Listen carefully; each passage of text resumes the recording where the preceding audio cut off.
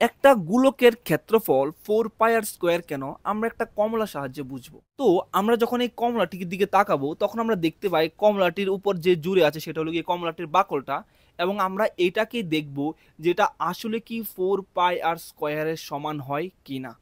আমরা যদি এই কমলাটির দিকে তাকাই তাহলে কমলাটার মধ্যে 4টা পাশ আছে এবং আমরা প্রত্যেকটা পাশকে মার্কার দিয়ে মার্ক করে দেব।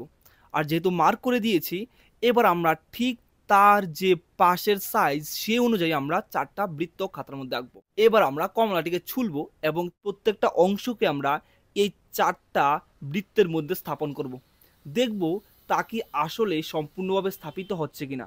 এবার তোমরা দেখতে পাচ্ছ আমরা প্রত্যেকটা কমলার বাকলকে খুবই সুন্দরভাবে এবং সাবধানের সহিত প্রত্যেকটা অংশে আমরা স্থাপন করছি, এবং স্থাপন করলে আমরা দেখতে পাই খুবই একটা আচমকা জিনিস যে আসলে কত সুন্দরভাবে কমলার প্রত্যেকটা বাকলের অংশ ওই 4টা বৃত্তের মধ্যে স্থাপিত হয়ে গেছে, অর্থাৎ 4টা বৃত্ত।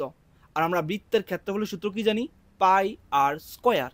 যেহেতু 4টা বৃত্ত, সেই কারণে আমরা বৃত্ত গোলকের ক্ষেত্রফলকে 4 অর্থাৎ 4 পাই r² হিসাবে জানি।